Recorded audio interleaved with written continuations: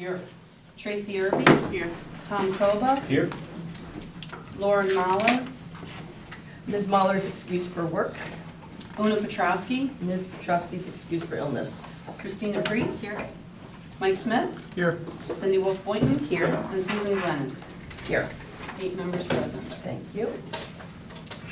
All right, so tonight we have a few policies that we're going to look at on our agenda. We have our long-range planning facilities workshop, and we have public comment at the end.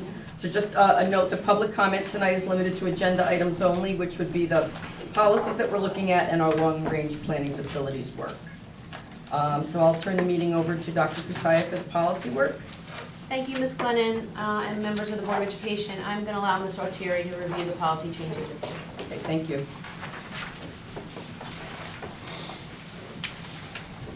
Thanks, Dr. Kutaya.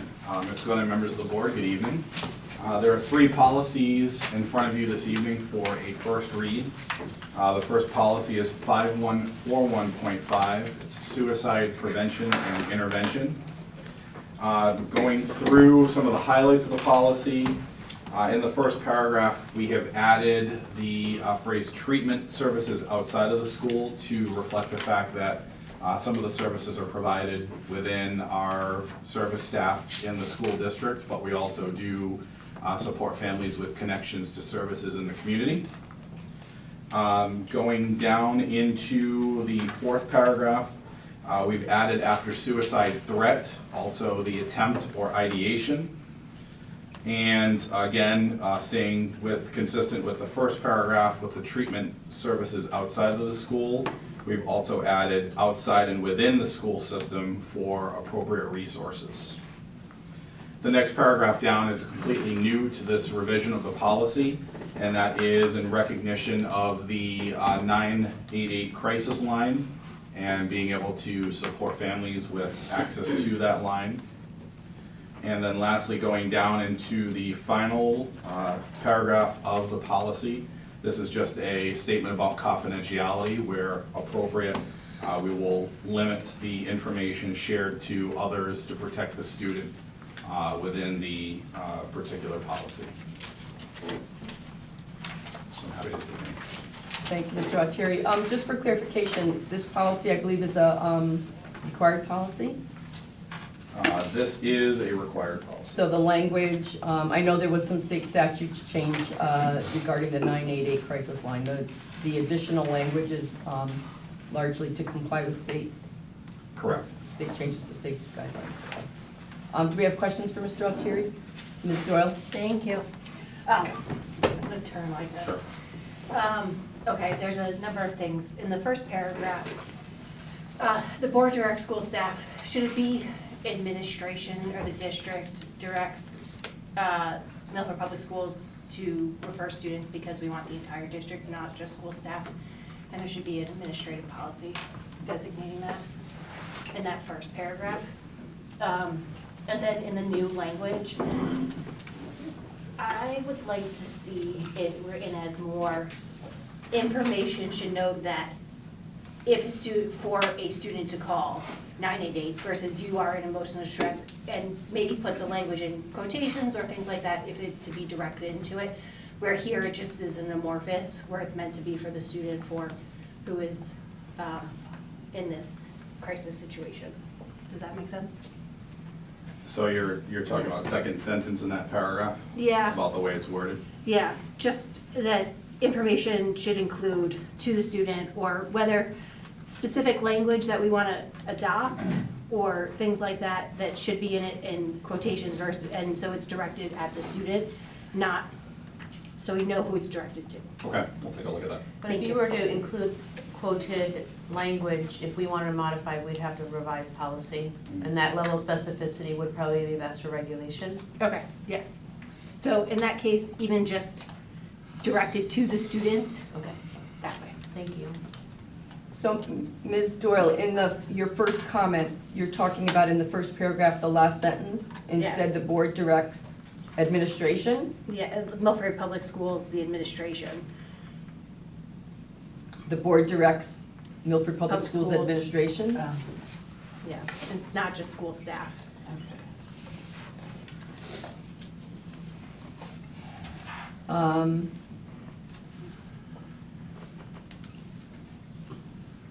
Okay. I'm sorry, is that staff and administration? No, just. I think it was in place of Yeah. administration, in place of. So school striking staff. school staff and put the board directs Milford Public Schools Administration. And then you would put the district there instead of parentheses in the district there instead of in the second paragraph. Yeah, the last sentence of that, the last two sentences of that full red paragraph regarding 988, I think, the other thing I would say is that the word, the language, rather than using the word you, because Right. it should be, Yeah. yeah, The, okay. the student, the family. Okay, okay. Any other questions or concerns on this, Ms. Wolf-Boynton? So I'm just wondering, and in the nature of what you were talking about, Ms. Doyle, is I would hate to take the word staff out of that sentence, because I think that everybody should be referring students, right? It should be teachers, it should be staff, it should be administration. So I'm wondering if we can rephrase that to show, my gut feeling is that the word staff was used there to make it inclusive, to include everyone. But if we're gonna be specific about who we're going to include, I'd like to, make the wording so that we make it clear that we want everyone to participate in this, rather than just wait for administration to do something. Well, I think the reason why I say administration is, and not, I don't disagree, but the responsibility is the administration to create a plan of, if a staff member knows that, who is that directed to? Who's the next chain of command? The staff member is not necessarily the person who should be reaching out to services. It should be going to the principal, to the social worker, to, I don't know who that person is. That would be part of the administrative regulation. Right. That wouldn't be. Right. But outlined. Ms. Doyle, if I understand you correctly, the board directing staff is the issue you're having, that the Yeah. board directs us to make sure Correct. staff will. Yes. So it's the directive of authority. So we'll clean up the language that we ensure that all staff will get the message, but it'll be through us. Yes. Okay. Does that make sense, Ms. Wolf? Yes, thank you so much. Mr. Smith? Didn't think about it before, but listening to the conversation, curious about that last sentence in the all red paragraph. Rather than replacing with you, the 988 you will be provided, maybe the caller, because it's not just students, literally anyone that could call. And so a nice reminder to anyone reading it that it's parents, loved ones, or anyone who's in trouble can call that and get services. Yeah, I think in both spots there, the word you should be changed to, even, well, there's three yous actually, now that I'm looking at it. Yeah. And was there not part of the, I remember having a conversation with this before, wasn't there not part of the legislation that says that the 988 needs to be noted on the school identification, the student identification badges? Yes, that is correct, and there's also, we talked about the high school level, like there's posters that they create that schools can display in a visible location for students as well. So does that, well, I guess saying that it's available, that would suffice, but, without saying in a policy that it must be on the badge. So, okay. Anybody else have any questions or concerns? Changes, suggested changes, Ms. Doyle? Sorry. The last sentence, so information concerning a student's attempt, threat, or risk will be shared with others, degree necessary to protect that student and others. I'm a little worried about the degree necessary, and it's too broad. Will be limited to those necessary. I'm not that worried about it, but that just seems a little too broad, because I don't know who would be necessary. That might be a question for legal counsel. Yes. Thank you. Anything else?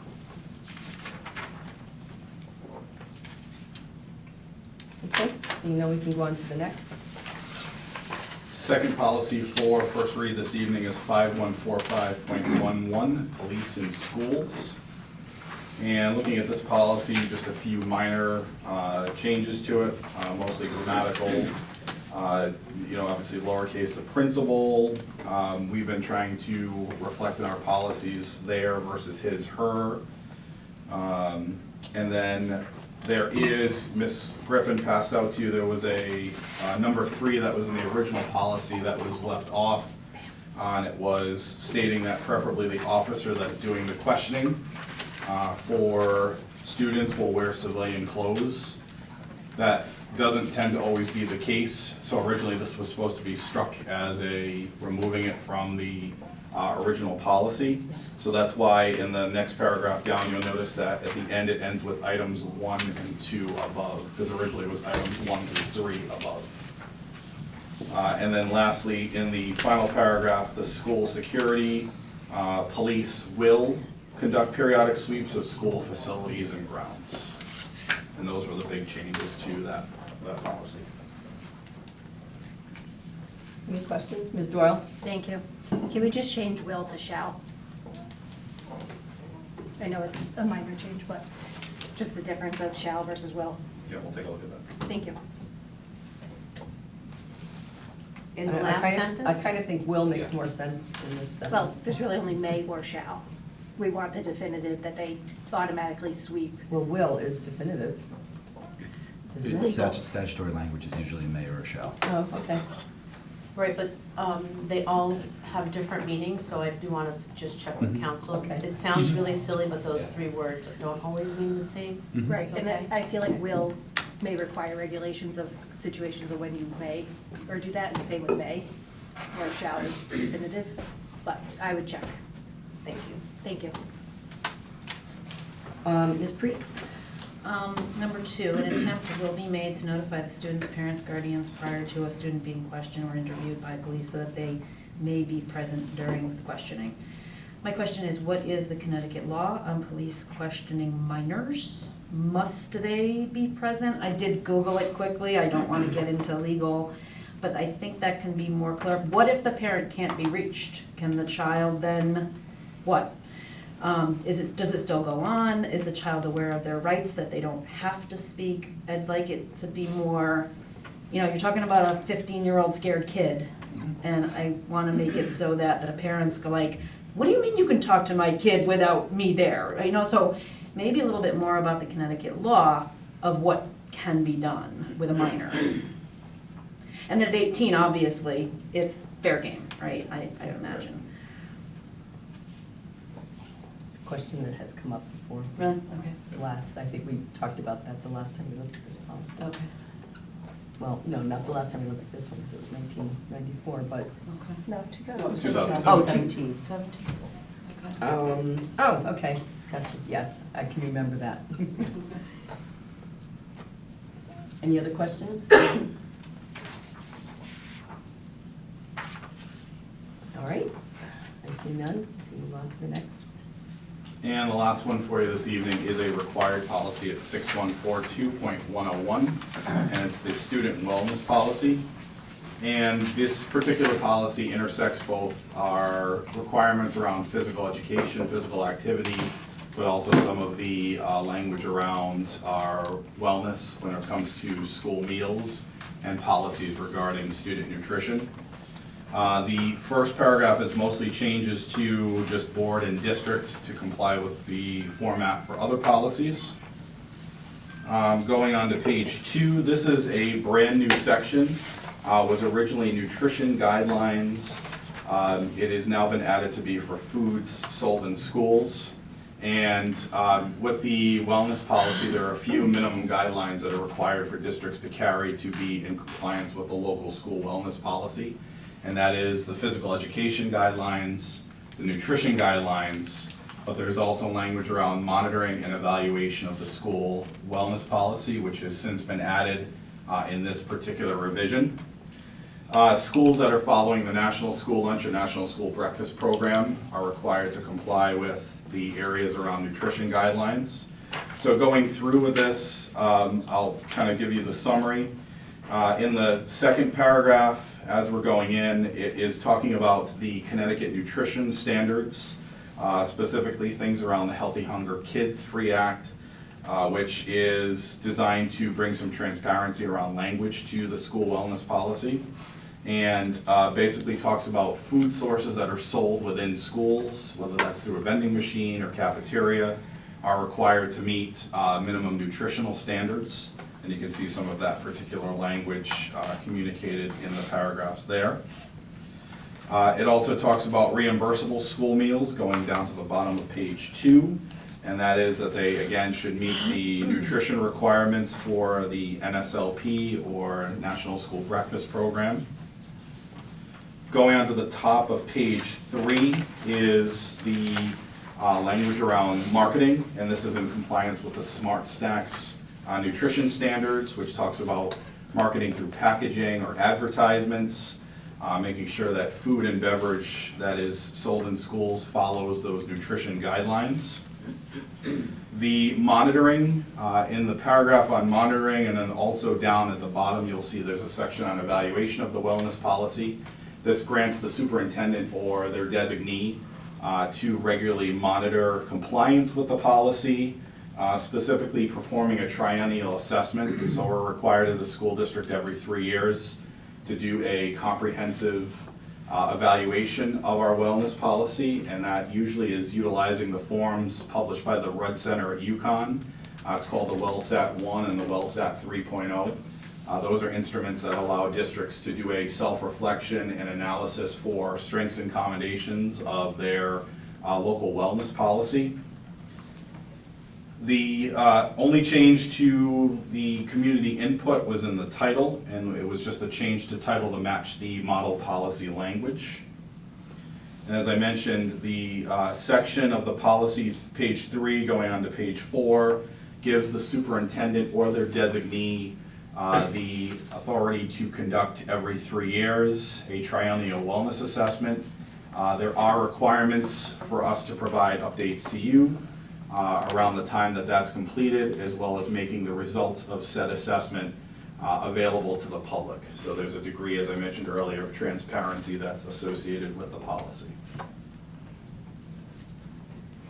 So I understand being a required policy, there's Yep. a lot of the language is not up for debate or change, but I found a couple of places where there seemed to be redundancy Sure.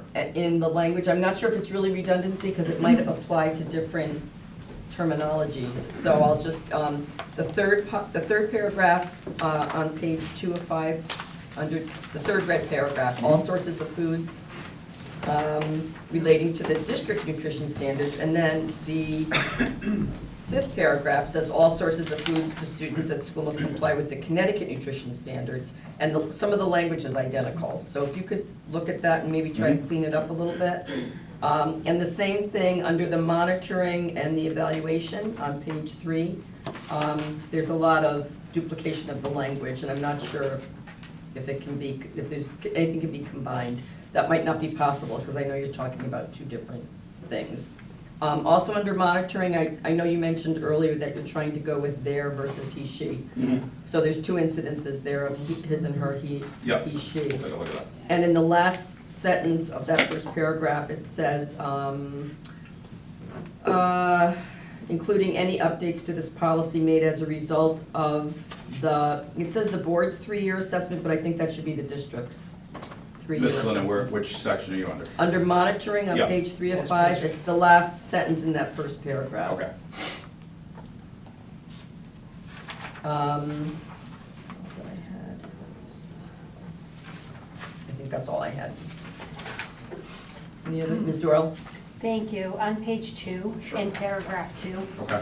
where it says parentheses, schools must follow which requirements are stricter, Mhm. I think it should be the district must follow whichever requirements are stricter. Okay. Where is that? On the second paragraph on page 2, In the parentheses at the bottom. yeah, Right there. and it can be taken out of parentheses. Yeah, it talks about following either state statute or the USDA Yeah, beverage district. requirements, whichever one is stricter. Take it out of parentheses, yeah, I think taking it out of parentheses Okay. makes sense. This is more of a cleanup thing. The first time, I was trying to figure out in the first paragraph, you mentioned the Connecticut Connecticut nutrition standards for food in school. Mhm. If you can put the Connecticut Department of Education, Connecticut nutrition standards at that beginning and then remove it from lower in paragraph 1 on Paragraph page 2. 1.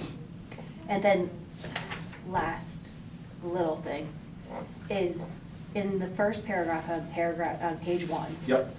where references Public Law 111 to 296. Mhm. Can we put the actual codified law? Because Yep. no idea what that is. Thank Put the you. name on the first Yeah. page. Yep, we'll add that in. Thank you. You're welcome. Oh, thank you. Oh, that might be under, it might be, is it listed in the And the legal addendum, references. or legal references, it might be back there. Other Yeah, questions? It It's right is, it's the Healthy Hunger Free Kids Act of 2010. Yeah, and then it says it's USC, 42 USC 1751. Okay. We put that instead, just because it's easier to Yep. find if someone were to research it. Thank you. Absolutely. Other questions from board members? Mr. Smith? Just to Ms. Preet's earlier point about the previous policy, this legal reference, referencing the statutory stuff, maybe we could do something like that for the rights of the children on the police policy, something like that. Okay, take a look at it. That's a good point. Are there any legal references there? There aren't any, are there? No. Any other questions on this particular student wellness policy?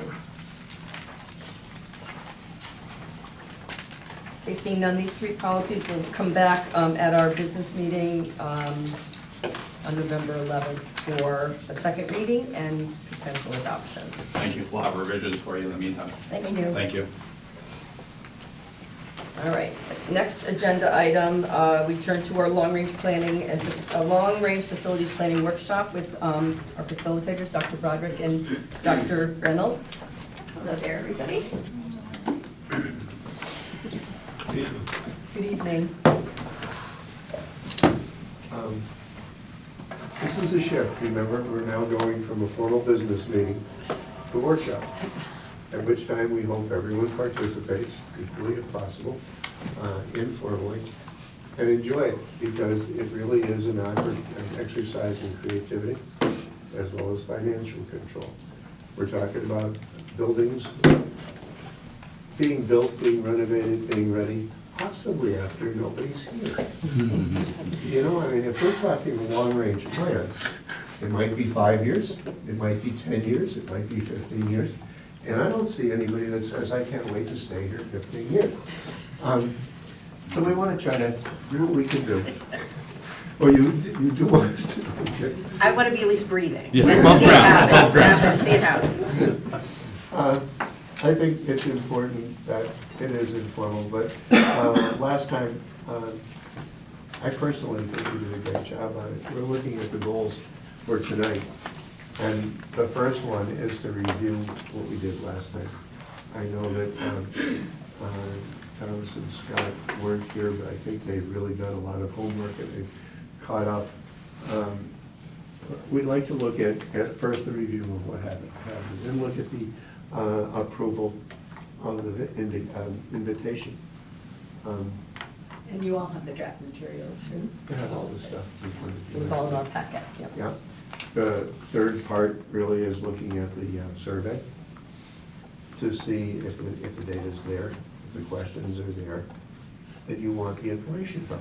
And that's ideally every man, woman, and child in the town of Milford gets a shot at that. Gets a chance to give feedback if they want to do that survey.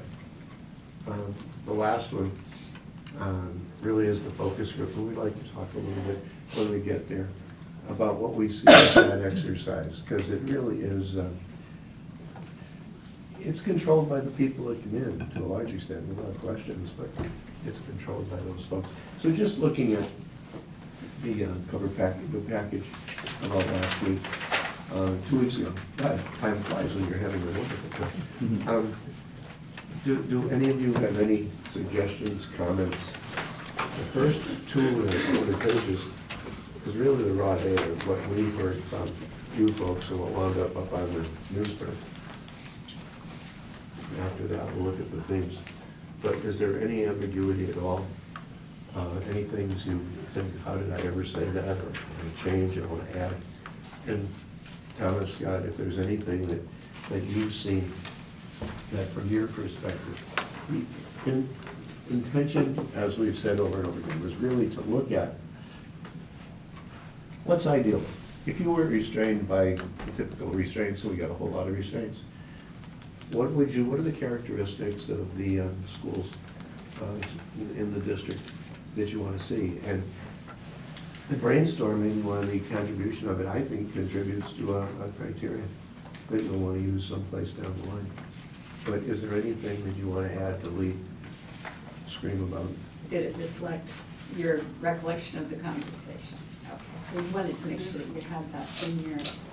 And it was important to us to bring you back to where we were when we were last year, I don't know, the last 2 And weeks ago. I'm sure you noticed that we've developed a lot of the materials based on what you did the last time too. Okay. Great. After that, just look at the themes. The themes were all put together, drawn from that raw data. So that seems to be more, narrowing it down, as Sue said 2 weeks ago. We're working on the funnel, we're narrowing it down. And the themes organize it a bit. Either way, I think it's a good start to look at what that ideal is in your mind. But it wasn't quite pie in the sky, but it was great ideas, I mean, it was really getting at the environment of the institution. Any questions, considerations other than that? We'll move. I'm just curious, why do you say it's not pie in the sky? Well, I guess pie in the sky would be tear down all the buildings and put up new ones. I mean, I'm being a little exaggerating, but that probably is the most pie in the sky, right? Let's reinvent the whole thing. And that's what I was, when Sue asked the question, you want pie in the sky? I was thinking, I don't know, do we want to tear down all the buildings and put them? Well, for me, that would be pie in the sky. I would agree with you, that would be pie in the sky. Yeah, and that's, that's not realistic, but we're not looking at realism. We're looking at the group, the environment, the kids, what's the building like? Is it air? Is it bright light? Is it large areas? Is it small areas? Is it flexible? Is it future? So that was our intention. This is just one block, because we gotta look sometime at what are the pushbacks, what's the limitations, and then get to real. And we build a combination. And so frequently, people lose track of the ideal because they get right into the real. And we don't want to ever lose track of the ideal. So for me, when I'm looking at the themes, it would be, some of these can be applied to, I mean, you wouldn't necessarily have to build new buildings across the city to do some of these things. You could, Absolutely. can you adapt buildings that we already have? Would we want to? I think those are some of the questions. So I think the themes kind of make it a little bit more, for me, more workable. It's narrowed Yeah. down. We got to look at those roadblocks. What are the things that people are going to say to you when they're looking at it totally differently? So themes, flexible spaces, adaptive, suitable for growth, truly support collaboration. And I know we're not getting into program, we're getting into facility. But they better fit. I mean, if it doesn't fit, one is, like I said, Churchill said, we shape our buildings and then our buildings shape us. And that's worth really thinking about. We're preparing kids for the workforce, we're preparing kids for college. Community. Usually the schools are the most important part of a community. People move to a town frequently because of the schools. And you hope that, we'll have to have more conversation about that. Green, efficient. People had some great ideas, and nobody threw anything at anybody, and it was not, I don't see this being really contradictory. If you do, you should flag it and say, okay, it's either this or it's that, but it can't be both. I think it's a great start. Any comments about the themes, the overall general themes of it? If not, we're ready to move on to tonight. But we really wanted to be sure that we got back a little bit to 2 weeks ago. And again, we aren't going to see you until November 25th, but by the time we get back here, we're going to know more about Milford than you do, because we're interviewing everybody in town, or at least surveys and So we'll move on then to the invitation. And I will tell you that the fact that we sent this to you in advance meant that other people also accessed it, so you've already had one person fill out the survey. I couldn't open it. I couldn't open it. No, and I assumed on this, it was a dead link because it was a draft. I found, I was So- able to get the after the nice one, the survey can be reviewed or previewed. That one I was able to copy and paste, but the link from the page itself didn't take me to the, And the QR code works. okay. But didn't we have the survey questions in here? I was trying to just copy and paste that and I couldn't get it to work. Yeah, the last link at Yeah, the we bottom had of the that. questions. I mean, we had the That's what I was questions, so I able to copy and wasn't, paste. didn't necessarily need to look at the Do actual some of you survey. have them? I mean, did. Weren't they on the, they were in the packet? But, oh, that was what we talked about. Yeah. Can't find it. I mean, they're the general questions, I guess. All right, well, are we gonna bring them up? Okay, okay, Louis, So are, you could have found the link on the invitation, is that where you found it? I went to the last. I was just like, it's on the last page of the. right in front of me. So Louis is gonna bring it up, so we can look got it at on the it. QR, that's great. The QR code works. Oh, does it? Yeah. What? Somebody already filled it out, you said, right? Yeah. The Yeah, QR so- code. So one Yeah. of your, I think it was, I would say it was a teacher. Oh, wow. Got your packet and accessed the Way ahead of survey. us. The answers are now 100%. So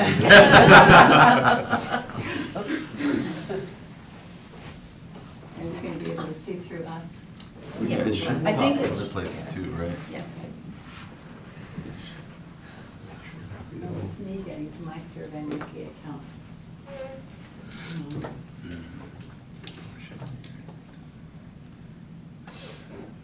So some of you have accessed it, but others haven't seen it at all. Is that right? Okay.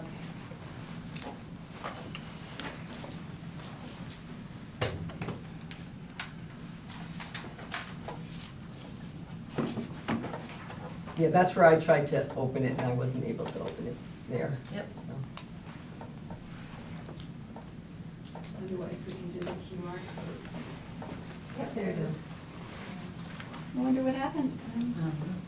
I think I might have just tried to, did you copy it and paste it, Louis? Yeah, I copied it. Yeah, I didn't try to do that, I just Me tried to neither. click on it, I'm not, I don't think. Back to my Because I inbox. tried it too. Okay. So I'm like, God, copy and paste. Yeah, it's, That's weird, yeah. okay. So actually, before we even go through the survey, let's just make sure that the invitation looks okay to you. It's the two-pager, and it gives anybody in the community information about taking the survey, the links, 2 different ways to access the survey, and then the different focus groups that are going to be held. There will be additional interviews, but we're just listing the focus groups for the broad blast of communication. So just to Pam clarify, worked very hard on that. I want to thank her for her efforts to put The- together. Yes. the page that Louis, where he copied and pasted, that was part of our packet, right? That's not, that was Yes. just, the third page, there's that, then there's so in my packet, there was the third page that had where he is right now. Okay, Yes. yes. So that's not actually part of the invitation, that is That's the not part of the same, invitation. okay, that's the same link that, That was for on you the- to be able to okay. preview Okay. the All right. survey. That, the link was to preview the survey, not to take it. so on the first page of the invite where there's a QR code and then there's a link, that's how folks are supposed to Take get it. into it, okay? Exactly, Alrighty. exactly. So we just wanted to, and so that gives some easy ways for people to get at it. But we just wanted to make sure that we've hit the stakeholders you're looking for, that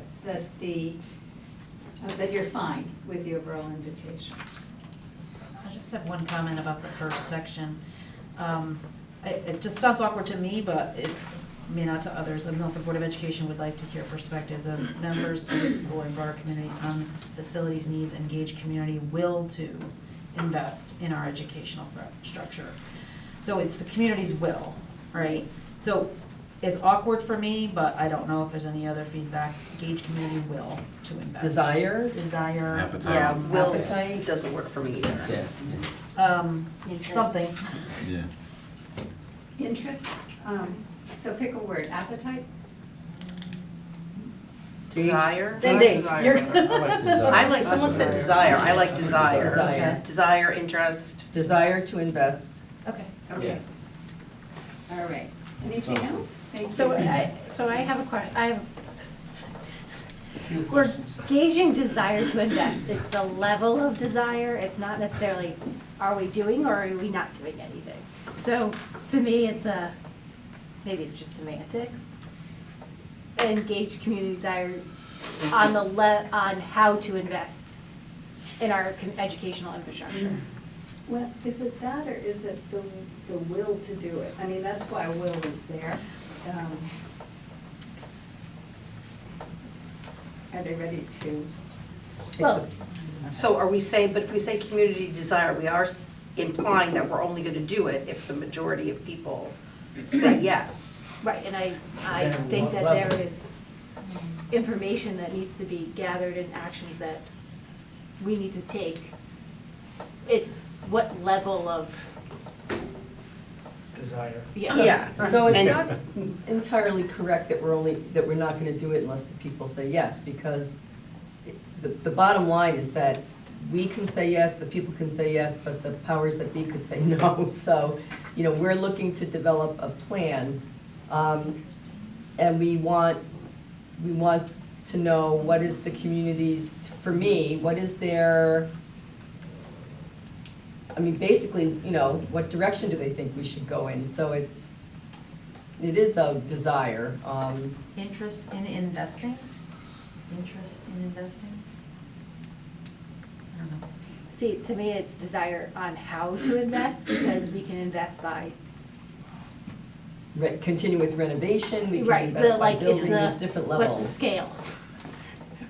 But I think that, for me, that's getting a little bit into the weeds of this purpose. Yeah. So maybe the Milford Board of Education would like to hear the perspectives of the members, school, and broader community on the school facilities needs, period. Do we need to have that second part about gauge?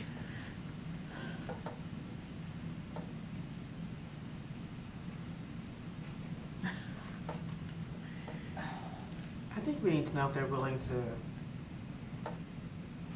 put, Support. support. Supporting, we want them to support, Interest in so. supporting, interest in supporting?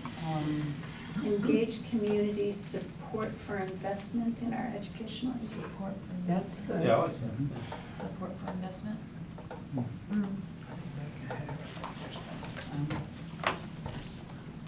Scott, what was that? I think Megan had it right the first time. We need to find out, yes, we need to find out that there's a level of how much the community wants to invest.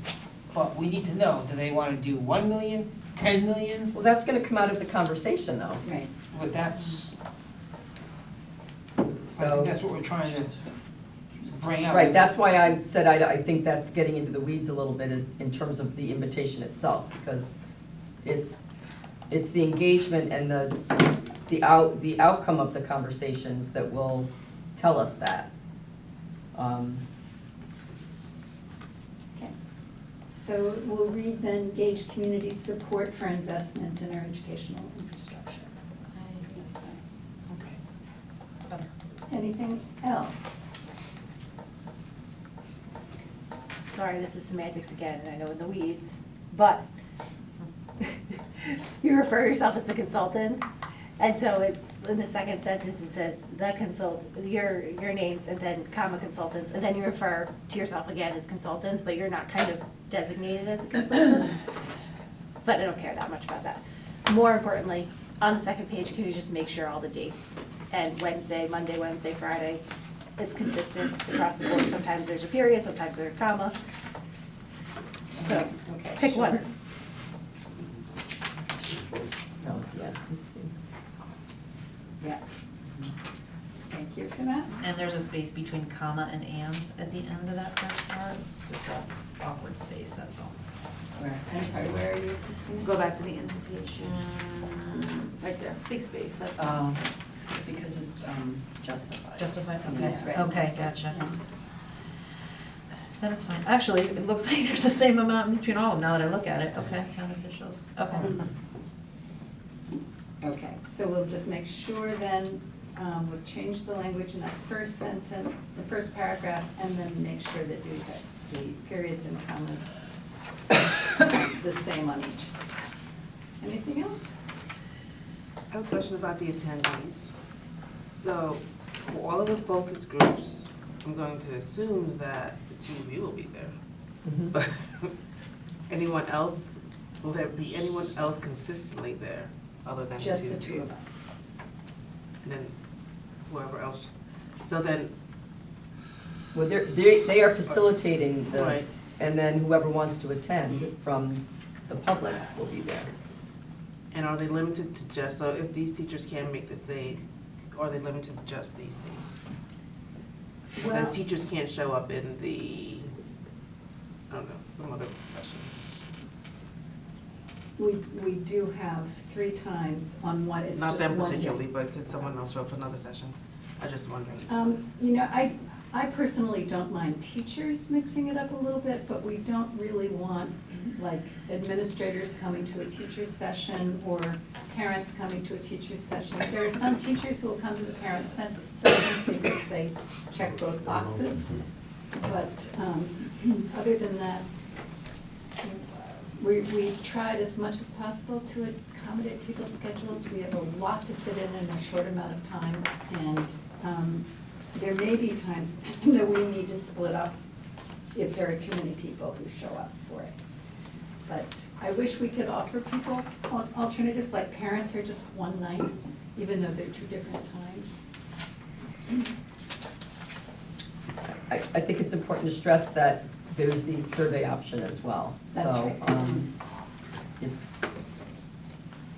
there's a lot of people, and it's difficult as it is to, I understand that it's difficult as it is to come up with a schedule that is accommodating for everybody. You're just not gonna be able to do it. And Pam was really helpful with that, so we really appreciated that. And there's someone to blame it on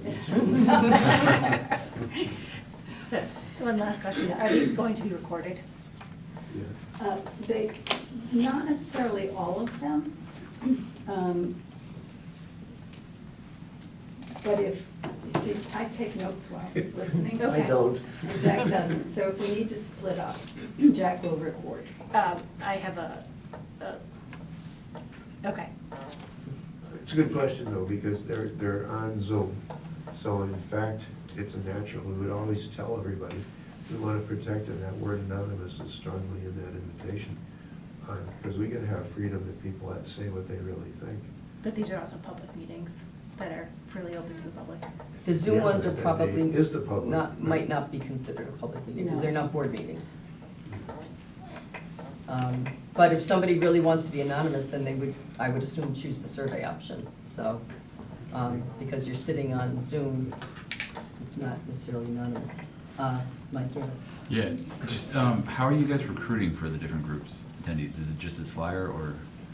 It will be, I assume it will be posted on the website. I need to connect with Pam, and we're actually having a meeting tomorrow to reflect on all this, and I think that will come up. But we really have to rely on the school system to blast it. And some media. It'll go to town hall, it will go to, so as many residents as possible. In addition, we just spread the word about it as widely as possible. Awesome. And then is there a threshold where, is there a certain, like, not a quorum, right? But if you don't get more than 5, do you try and redo it again, or is there just whoever shows up, even if it's one person counts? Yes. Okay. We've done it with one person before. Okay. In the searches. Okay. Sometimes you get more information if it's a good person, because Fair that enough, person yeah. doesn't care about what they say. Yeah, and in addition, there are several interviews which are one-on-one. Okay. So, all right, with those changes. One question, if, are you recommending or not recommending that we take off our BOE hats if we fall into 1 or 2? Don't Yeah, I attend? would encourage you not to Okay, attend that's fine. these, just to ensure that your Okay. attendees feel as unfettered as possible that's in fine. expressing their perspectives. Okay. And, oh, I'm sorry. Go ahead. So are you going to be reporting back to us how many people attend each of these? So if we see that, boy, we didn't get many teachers, we didn't get many parents, that we can then kind of recruit and figure out how to get those really needed voices? Yes, we will, we'll report to you all of the findings, including participation rates. But I mean, but will we have time, so let's just say that no parents show up, theoretically, right?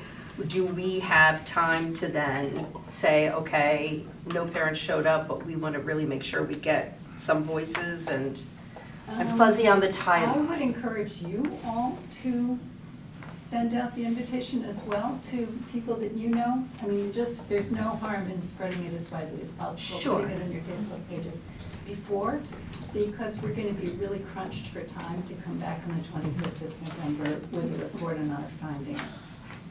So it's just gonna take a while to collect all of the data and write the report. I guess I'm just really concerned, I said parents, but I'm particularly, I mean, I care about, of course, all the populations we identified, but I'm just worried about, having all the teachers on one day, for example, that we don't get enough teacher voices. And I just want to make sure that everybody does have the opportunity. And, our schedules unfortunately are insane. Right, and they don't have it. And I would- It's a week from today that they Yeah, start. I think it's important to remember that the survey is an option as well, though. Okay. So it's not just the focus groups, it's the survey that's available. Hi, yeah, just whenever I can jump in, Yeah, I please. wanted to help. So Ms. Wolf Boynton, I think part of this process includes me working with Dr. Broderick and Dr. Reynolds to just follow up on, oh wow, you only had 2 teachers come.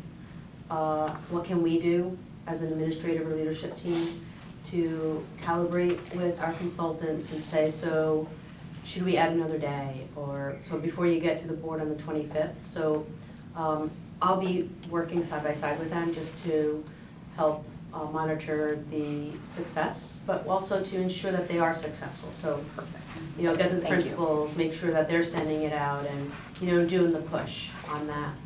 I'm a little worried about how much emphasis we're putting on the focus group, because let's just say it's wildly successful. Let's look at the other side of the coin.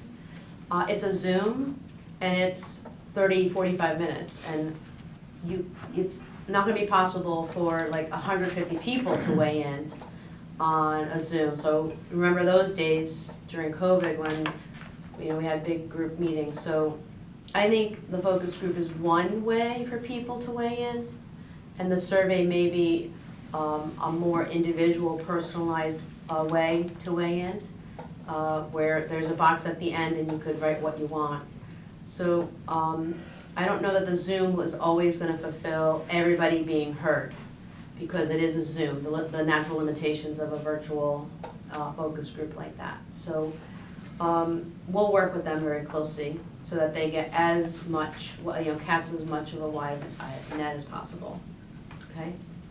I did have a couple questions on some of the groups so that when Ms. Griffin and I sit and try to know who to hit send to, because some of this is an exact email.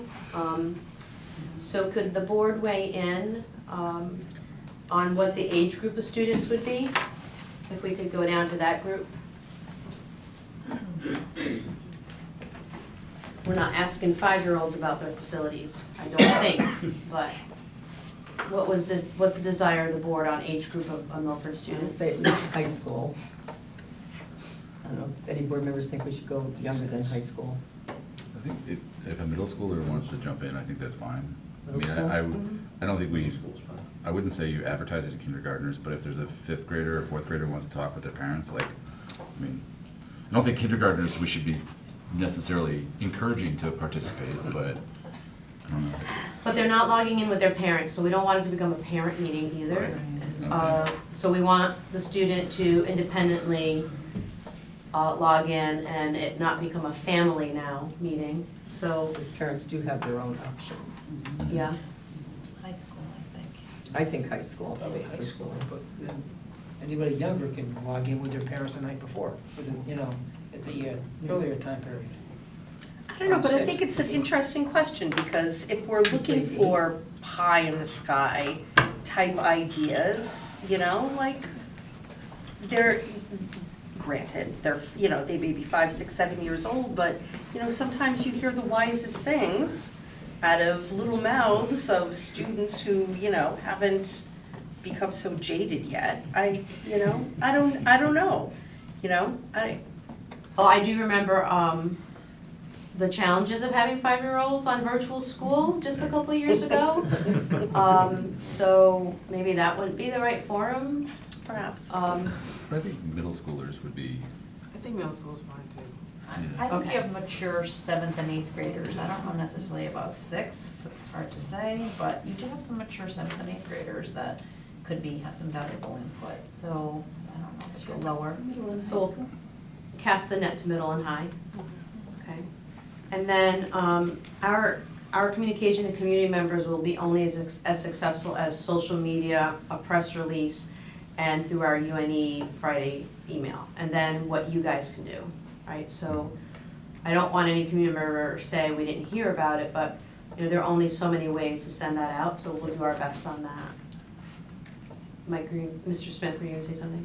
just, when you're done, on the Zoom link, but after you're done. Okay. And then, sorry, just 2 more groups that we have questions about.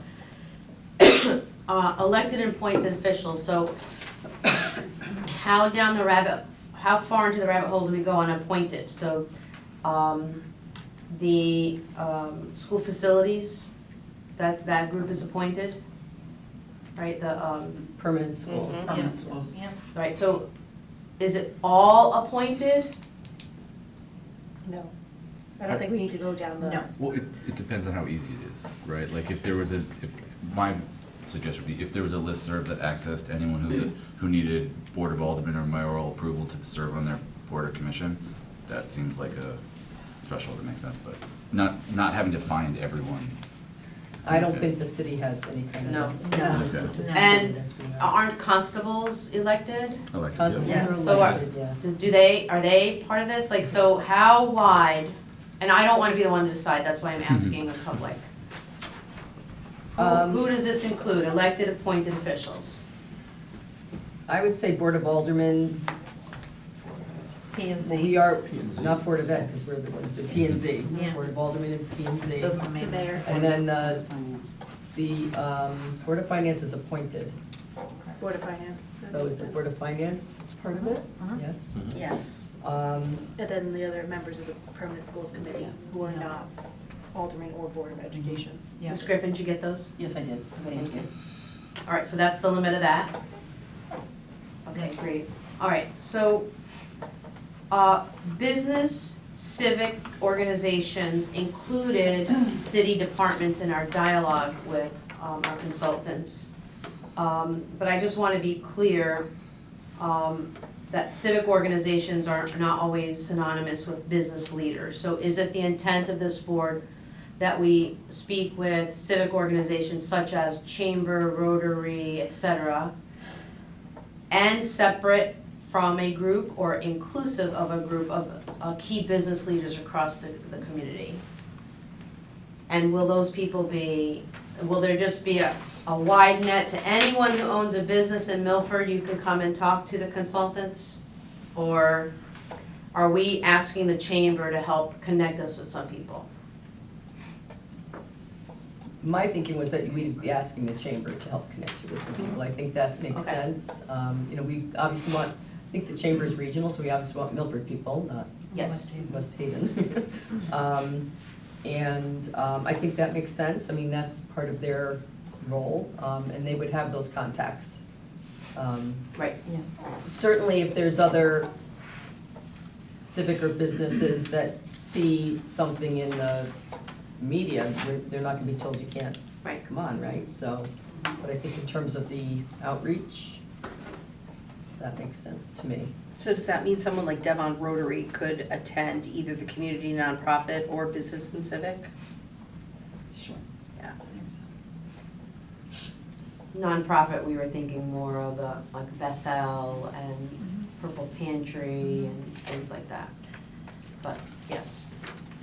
make a suggestion with the chamber sending out, because they do have quite a long list in their mailings, not to include it in their newsletter, because they're very, as a standalone only, have Michael Moses and Simon McDonald be very specific to this topic only, because their newsletters have everything going on, and I'm afraid It'll get that lost. it'll get lost in the mix. Maybe just a one-off, this is a survey, you have an opportunity to hear, you have your voice be out there. I would request that they do that. And then last group, city department heads. We didn't know, categorically that in our conversation was part of business and civic organizations. It didn't feel like that puzzle piece was exact, but it can. So I don't wanna leave out some key people on the other side of the building that help us do our job every day. So how intentional would that be? Would that be a separate group, or would that be folded in somewhere? Could they be in the elected appointed officials category? Because they are, I don't know that they would, speak freely. Okay. yes. Got it. Interesting. If you could find another time for them to speak, Okay. that might be the I most. had in my notes wrote them as a separate group. If that, but I don't wanna make that decision without run that by. So everyone's okay? Am I seeing a nod of sorts? Yeah. Okay. Thank you for letting me interject with some of those questions. It just makes our job tomorrow a little bit easier. Thank you. Okay, on to the survey. Before you do that, real quick, I just tried to pull up the Zoom link. It looks like it goes right to it. I don't know if there's a way you could do a registration link. So you register for the individual group rather than having the Zoom link out there where everyone can just jump in on a different group, or also just share it around and Zoom bomb you. So if you have a registration page to sign up for a specific one, it might be more logistically complex, but it reduces the risk you're gonna get random people jumping into the places they didn't sign up for. We already have a record. I can help you with And that. it generates registration of people. Exactly. Mhm. Okay, so we'll have some idea We'll who's help going you. to be coming. Great, okay. I was gonna recommend that maybe an IT person join you, and not as a observer, but just to be help you navigate technology-wise. Okay, I mean, we're fine with it for the most part. The Yeah. only thing would be setting this up. Okay, So I'd be happy. that would be great. Okay, terrific. Thank you. Thank you. Okay, so let's just go through the survey. Let me just do this. You can Just use my finger. One finger? Yep. Okay, great, thank you. So it starts with a welcome, or what we're doing, gathering thoughts and perspectives from all comers of the Milford community. Corners, sorry. The board is engaged in developing long-range plans for school facilities. This plan will have long-term implications for the city of Milford and will take a citywide, long-term commitment to succeed. The board would like to hear from you about ideal concepts and structures that would enhance Milford's school infrastructure and tradition of educational excellence. We assure the anonymity of participants. Please share your thoughts by November 15th. Look forward to hearing from you. And then our names. Please tell us how you're affiliated and select all that apply. That's student alumni, teacher, new teacher, 0 to 5 years, veteran teacher, more than 5 years, retired teacher, non-certified Milford Public Schools staff, aide, custodian, paraprofessional, office staff, SROs, retired non-certified MPS staff, school or district administrator, MASA member, MPS director or coordinator, parent or guardian, senior citizen, community member, elected appointed official, other. Please tell us how you're affiliated. Any suggestions so far? Keep going. So number 2 is the Milford Board of Education has identified the following guiding principles for school facilities. Please indicate your reaction to each of these elements. And then the options are strongly agree, agree, neither agree nor disagree, disagree, strongly disagree. The first one is flexible spaces, a nimble infrastructure with state-of-the-art technology that promotes hands-on programming. I need an extra M in programming there. Okay, just look at that. Jack, do you want to take the next one? Please, can you read it? I doubt it. I think they do. Okay. But you got it. Okay, adaptable spaces, infrastructure suitable for program growth and responsiveness to future needs. Support collaboration, space that fosters collaboration between and among students and staff. Embedded in community, serves student success in equitable, appropriately sized facilities. Green and efficient schools, schools are comfortable, climate controlled, with healthy air quality and natural light. Do you have other guiding principles to be considered in developing a long-range facilities plan? You'll see that came right out of our work last time. Okay? Any comments about that? On to the next one. I do have a comment. Oh, okay. Embedded in community. I might see embedded in community and serve student success in equitable, appropriately sized facilities at 2 separate bullets.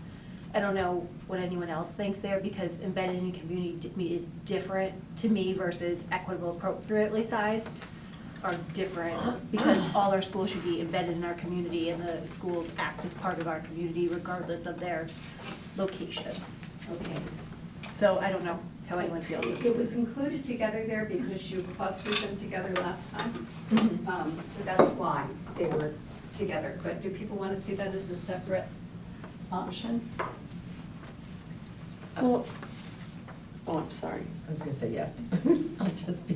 Were you gonna say you wanted them together or separated? separate. I was gonna, yeah, separate too, right? Because I think the idea is that we were talking about having, if I'm remembering correctly, that ensuring that not only did we have buildings, like in appropriate locations throughout the city, but also that they were big enough to offer consistent community services that now are only available at certain schools. Correct? We were talking about like how some schools, I think it's more I think that. it's both. I think it's both. I think it's knowing that serves student success and equitable, appropriately sized, so that one school shouldn't be disproportionately different than another school. If you're an elementary Right. school, you generally are an elementary school that if you go from A to B to C to They're the D, same. then generally, you're gonna find the same thing. All right, so let me just be clear about what you're asking for, Megan. It would be embedded in community and that's it. Yes. Okay. So What does that mean?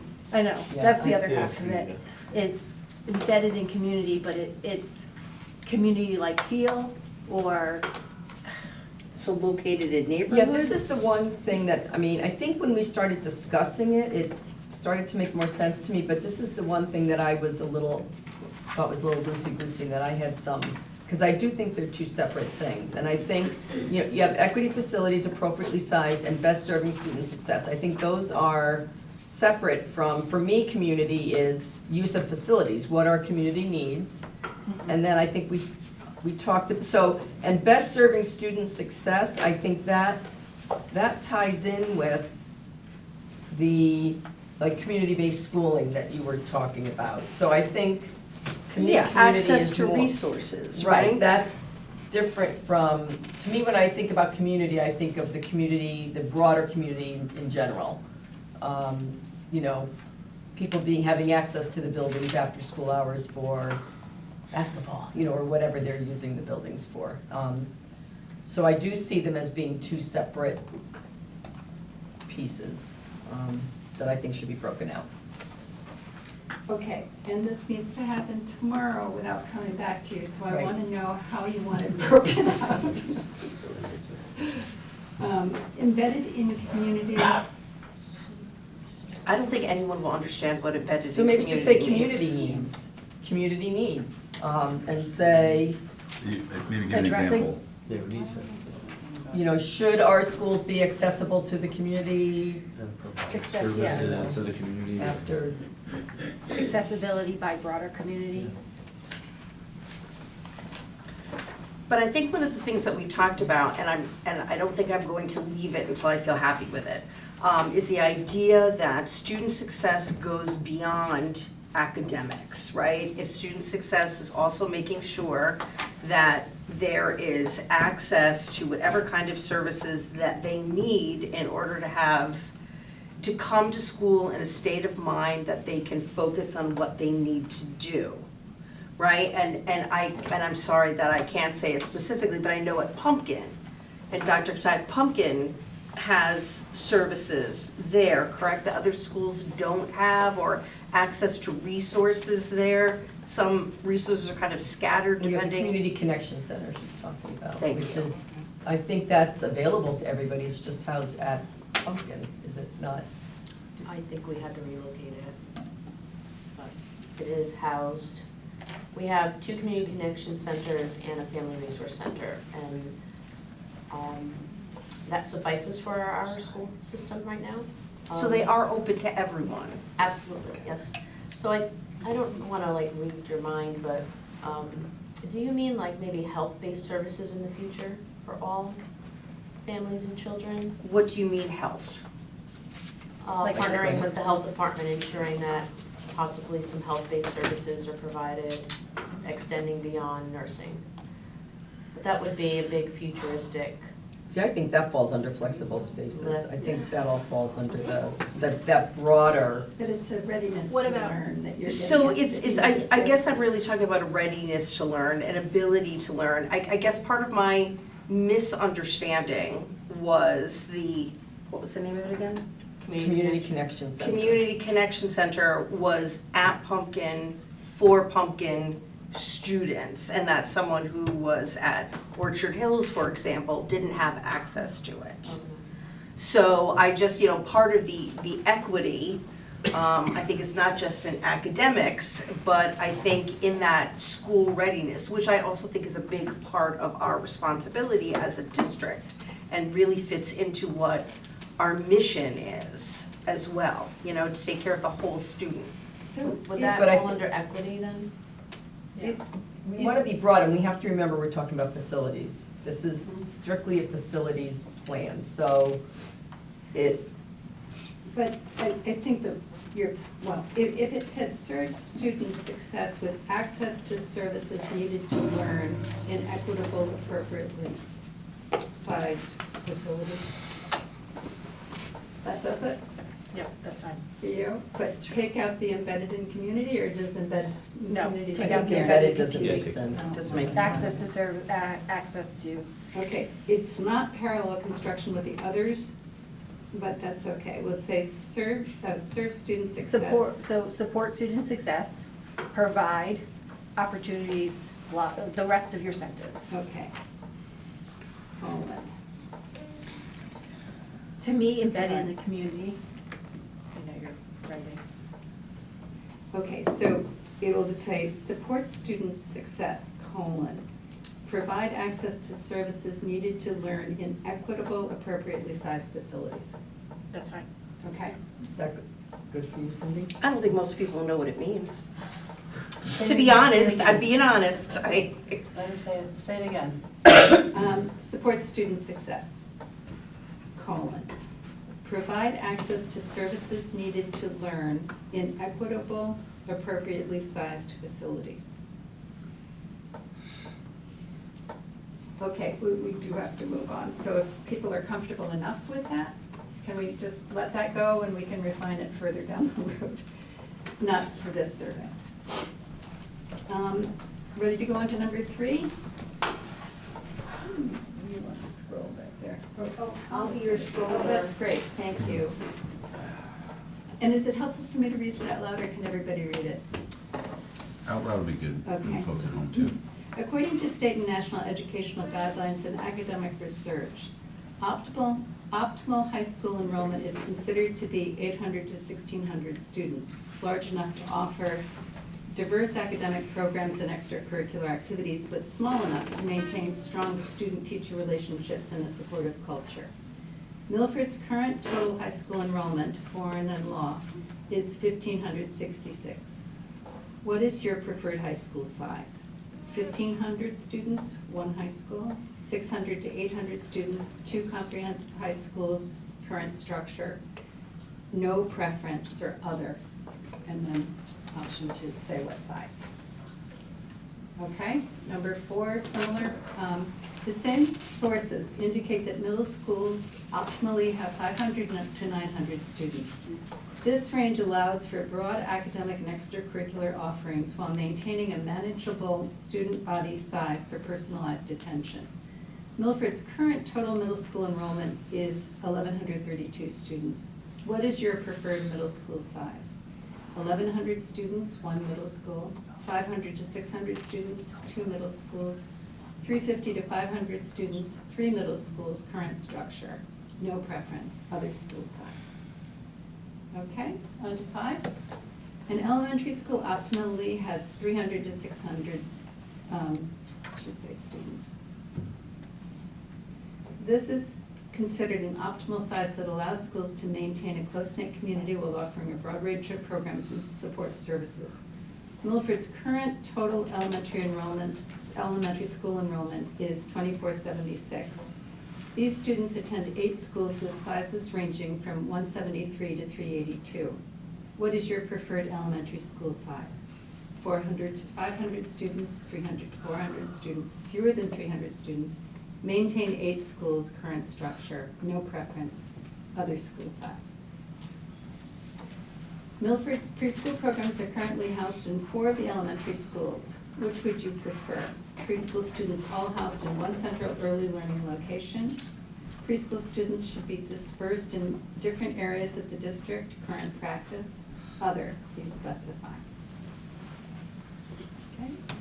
Number 7, what do you anticipate to be the community's needs for school space during non-school hours?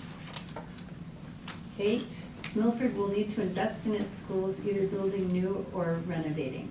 The average life expectancy of a public school is 40 to 60 years. Milford's schools are well-maintained, but were built between 1950 and 1973, making the youngest school 51 years old and the oldest 74 years old. Do you support a gradual replacement of our schools with new facilities? Strongly agree, etc. And then do you have other thoughts about educational facilities that you'd like to share with the Board of Education at this time? Okay, so we'll make those changes. Any other changes people want to see? Everybody do well with that then? I have a little pedantic. In bullet 1 and 2, Under which question? under question 2, Oh, sorry. you have semicolons at the end of the words after. Yes. Those were the categories, right? Yes. So what are you saying? So, no, it says flexible spaces and then behind promotes hand-on programming, semicolon. On bullet 1 and 2, adaptable spaces, you have extra semicolons. I'm sorry, I'm not following what you're saying. So it says flexible spaces, semicolon, a nimble infrastructure with state-of-the-art technology that promotes hands-on programming, semicolon. Oh, okay, thank you. And on the next bullet is, Yeah. well, there's also that Yeah, same point. thank you. You have good eyes. Question for you. In question number 8, Yes. where it says, do you support a gradual replacement of our schools with new facilities? The first sentence says, either building new or renovating. So does this one mean new or renovating, or either or? This one, I think, is really getting at new schools.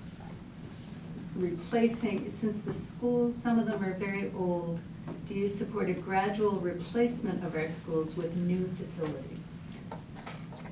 Brand new. Maybe, So could we add the word some of our schools? Well, I think what struck me on this one is, I forget which of you made the astute observation about math last meeting, where if we started to replace schools every 5 years, it would take 70 years to replace all the schools in the district, which really blew my mind. So, Blue line too, first of all. but to the point, maybe, what if you remove the Milford to the renovating? So you just start question 8 with the average life expectancy of the school. So it takes out some of the ambiguity of that first sentence in that question. So you don't, so, because the So first just one's. take out the first sentence. Yeah, because you said building new or renovating, and that way you remove that, so then you're just talking about the school Just, age. you know, Is that good with everybody to get that first? I'm okay with that. It's a great idea. Yeah. It takes away the ambiguity there. All right, we're ready with the survey with those changes? Great. And now we have final. These are the first two sheets. Oh, I see. Oh, it's on the back. Great.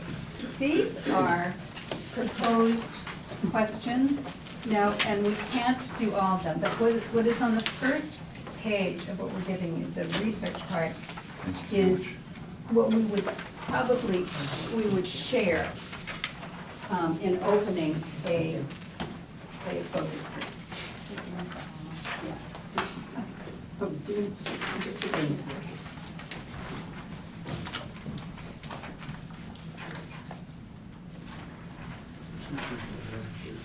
I'm sorry? Yeah.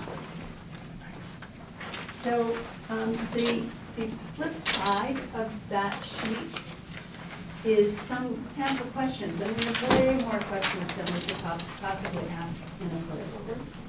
So we would like you you're not, 1, 2, 3, 4, 5, 8, okay. We'd like you to go through the questions in pairs and tell us which questions you like the most. 5 questions as a pair that you like the most. Before we start that, can we just quickly discuss this side? Sure. Because it'll frame it. Yeah. Oh, So what this does is it gives you what the survey gave you in those last few questions about ideal enrollment of 800 to 1,600 for high school, and then middle school, and then elementary school, and then what you actually have for enrollment in each of the schools. And the average life expectancy of school buildings, 40 to 60 years, and Milford schools are 51 to 74 years. Just, I think it might be helpful to frame the discussion, if there's a way that you could also include the average timeline it takes from when you decide the design, build, and the doors open to frame people's Right. understanding. So it's probably a multi-year process, but just so folks are all on the same page, Oh, would be yeah. great. It's not probably. Yeah, I assume it's some range between years and many, many years. 6 years is the average. Is Sean's not. I think the average is, do you know, Hannah? I think the average from What's the conception of an idea to the actual opening of a school is 6 years. Yeah, like you appropriate the money, you do the design, you do the groundbreaking, and then you do the ribbon cutting, like what are those benchmarks? You have to go through all. Yeah, or what's the different, yeah, so folks understand it would, renovations and building both take time, and so to Right. scope their understanding, because people renovating a kitchen, they don't sometimes know what they're getting into time or dollars wise, and so certainly a school is not something we've done. But it always takes twice as long as they tell you. Yeah, Well, renovations alone are like 3 years, assuming there's no problem, Yeah. right? And then I think you have it depends situation, so do you have a clear piece of land that you're just gonna build mhm. and not move kids around in? You're gonna have to relocate? Are you taking a building down in order to put a building up? That could add a good 6-9 months, so Yeah, the 5 to 6 year mark sounds pretty reasonable in our world to Great. build a new school. Mr. Brennan is what we're talking about. Sort of from conception of idea to kids are ready to go there. I would say so, yeah. yes. Yeah, so if we could include that in the table setting, that way folks know that, because I also think it's informative, because most of what's happening will take a long time, and so kids either don't get scared or don't get excited about, their expectations are calibrated appropriately to And- all that. And parents. Exactly, yes. Yeah, Thank you. great, thanks, that's great. So, would like you, in order to get you kind of more deeply into this, to pair up, read through the questions and come up with the 5 that you like the most, that you would most like to see asked to get the information that you need. Or add your own.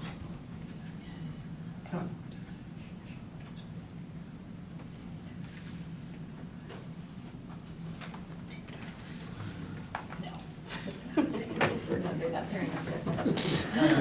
Reading. Do you have any preferences right off the bat? You know, you were both, you I both. like to.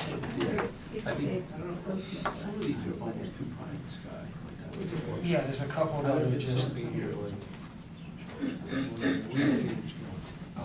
The average person, should they even answer them? For example? Correct, yeah.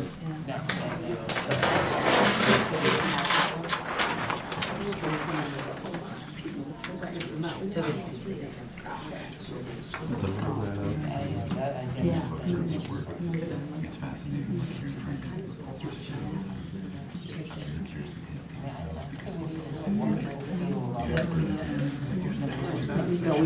Yeah. There could be, even though this tells you what the, you know. Yeah, well, I'm looking at one. Yeah. We just spent that plan set here, has those lowest. Well, again, have to look at all the schools around there. Well, I think that's a bit. And now say what here with you. But that's the time, right? Is that what, I know that, That's what I heard you say. that's what I thought, okay, I wasn't sure if I heard. What do people think, what they want, what they want, maybe not. Like I said, it's a lot of information. As far as that may be something to consider. All right, so.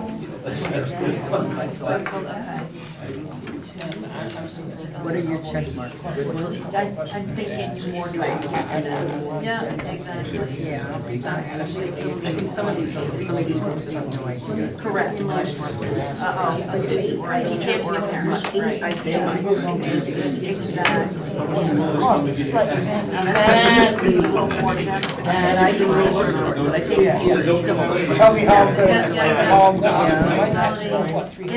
I think those should be clear to pass. would get rid of the word some, but I think just the idea, and give a gauge of like how you feel about, you know, it's super awesome. Yeah, I think we all. like, sustainability, environmental action. What excites you most about I don't know. That could be very big. I love it, but it allows for free thinking. I have four Environmental sustainability. Okay, I have six, okay. So 4, 6. It seems like a really tough responsibility. Yeah, okay, I like those. So combine 10 and 11. You know, That means if I I know it's all Oh, true. I would combine the two and three. Yeah. And then, and I mean, this is a good question. Open-ended, it's very open-ended, yeah, yep. So maybe if they have time. Right. Allows for like,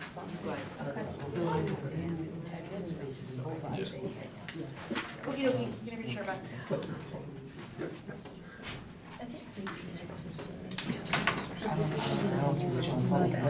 Yeah, 6 and 7 seems very similar. I was looking at that too. And I'm looking, it's also kind of structure. We have it already. Right? The others, I mean, which is I have to give my draft. So, are they the same? If you were to rank Yeah, interesting, yeah. 3, 4, 6, 9. I thought these were sort of one and the same. Consolidated. it's hard to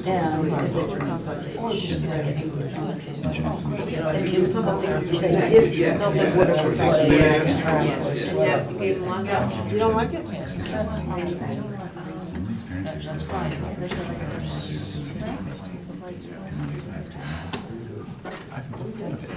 So I have your it is like, screen on my office. These are mine, but they don't know. No, that's old. I would either and the go parking is 8 very, or 10. yeah, well, it's not like it, but I want the best facilities. Fantastic. It's a good opportunity. It's the finance list. Long term. Yeah, it's kind of grandiose, it's maybe it's just an old, what do you think? Yeah. 10 years ago, was to have 10, 25 years I know. ago. I mean, they can, I'm sure they A can new school's gonna send take it to 20 you years. too. Right, yeah. Yeah, sure. We have 4 that will be released so far. I think that, I couldn't get it, I was trying to scan the QR code to get the survey up on my phone so I could look at it. I couldn't do that. Yes. I've got Let's try that. Yeah. And I can build. It wouldn't work. Yes, mine took me to like, yeah, to have, we're gonna try to do that in Shannon. You know, I don't know how it's already. he said, give money and buy stuff. You got it? No, we're not like that.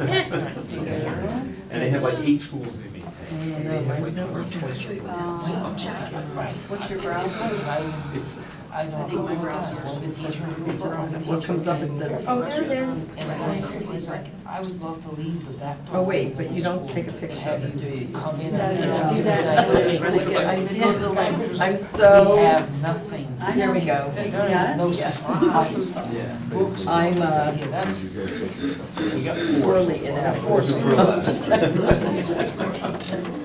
I know. Yeah, so I think I don't do ask people. We talked about it 5 years ago. Like, what's the most productive facility challenge? Okay, that's great.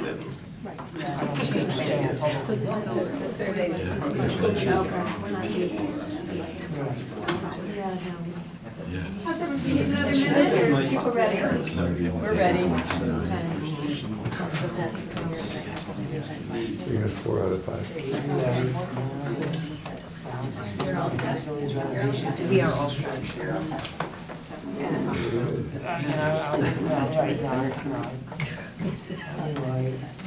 In my own mind. Technically, Again, I think Joan, because they, nobody wants to school. Or do you want to do that? Can we start, see if we can, we need a couple more minutes, should we? Trying to talk about that. We're almost there. We're almost there. we don't have any tonight. We have one. Oh, adjourned.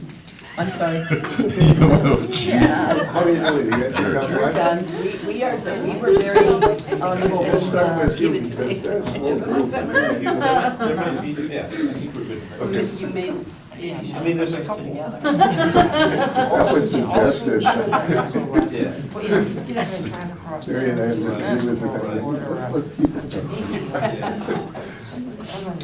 They're ready to start. And I Feasible. think 14 is kind of like number These two are 1. are we just doing, Just your top 5. top Yeah. We'll five? just check off for the number. Tell us We when. decided that 10 and 11 should be together, so. Yes. Agreed, yeah. Yes, okay, Maybe. so.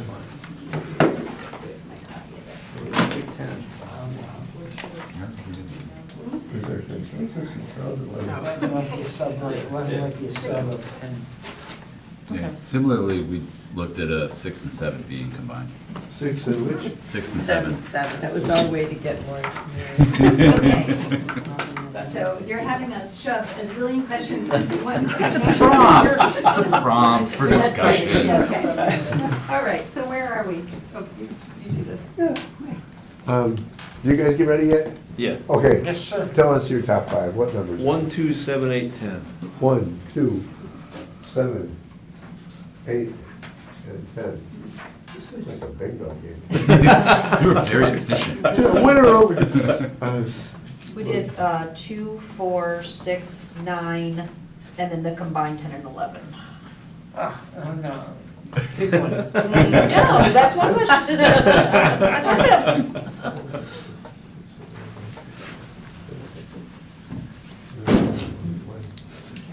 Okay. 2, 3, we combined 6 and 7, but we like 7 better than 6 as written. And 12. 12. We have 6, 8, 9, 10, and 10, 11 combined, and 12. Well, All right. Caveat though, on 14, we thought may allow for open thinking and discussion. If you had time. And brainstorming, if there were time.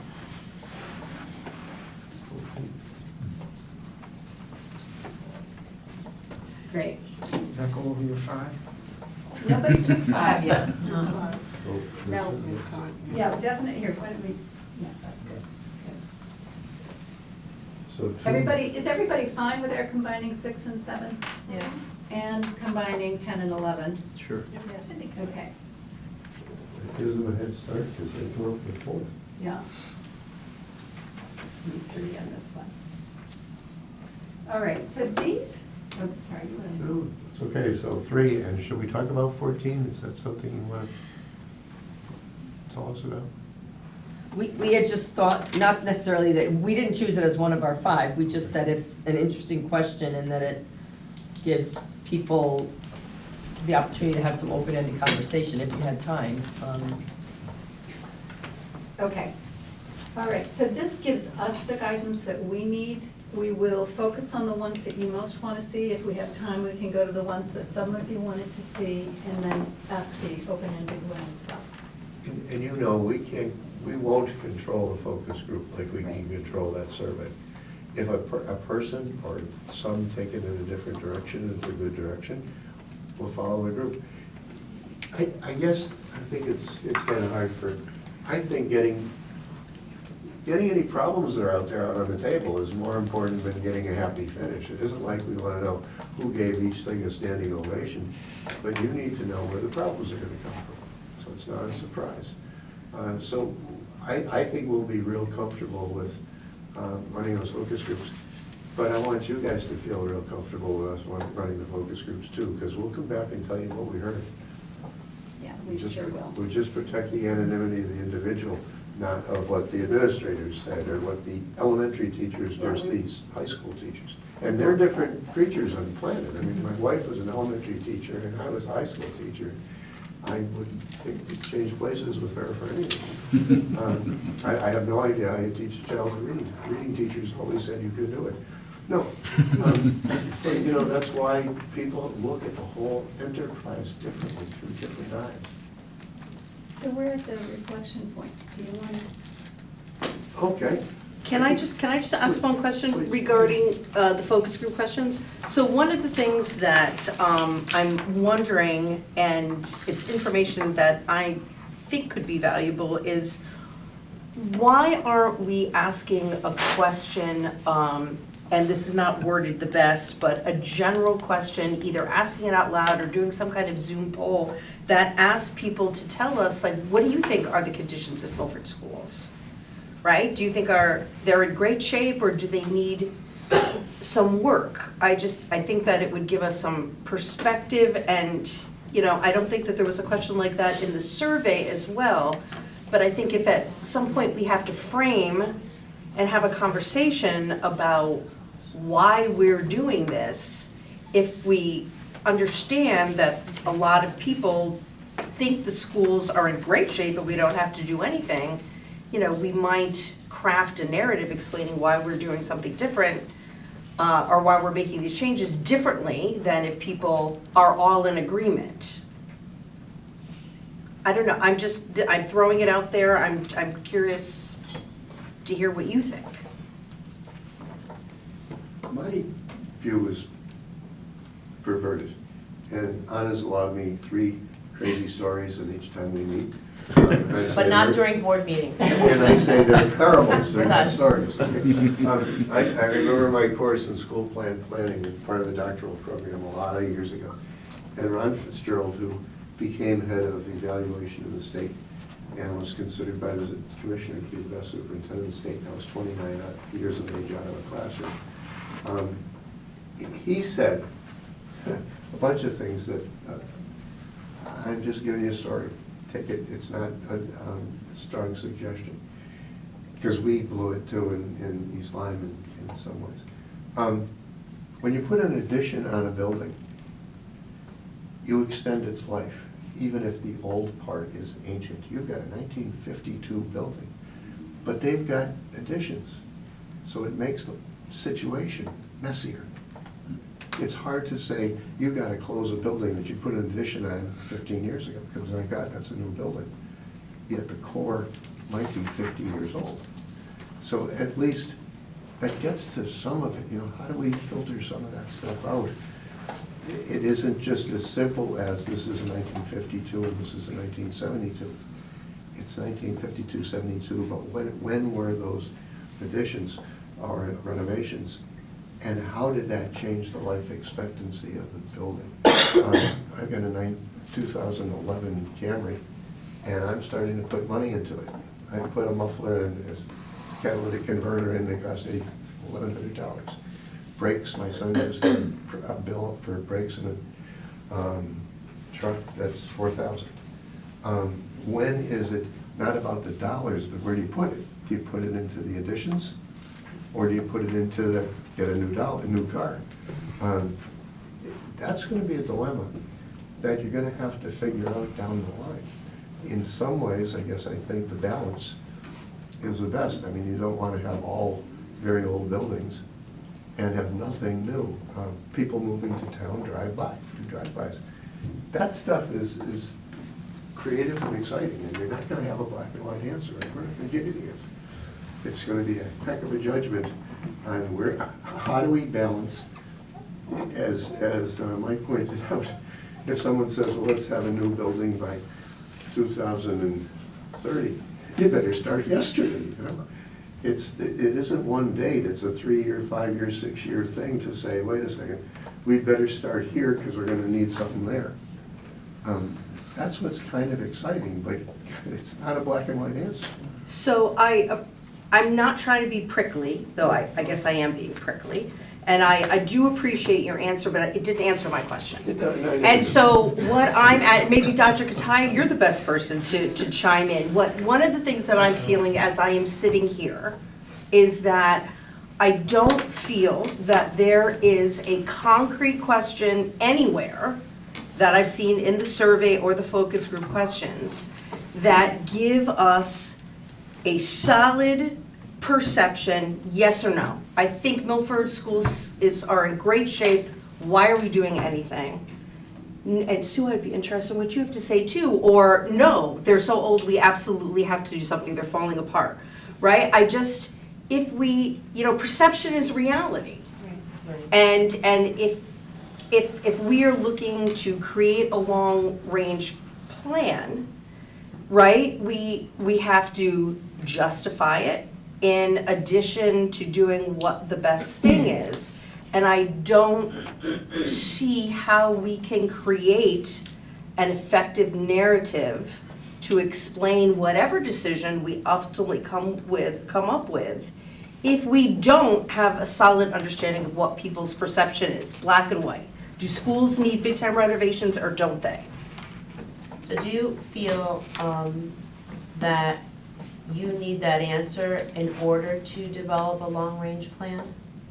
So if it is, they're in awesome condition, or, oh my God, they're falling down, do either of those answers impact your ability to create a plan or need to? I don't think they impact our ability to create a plan, but I also I think a plan is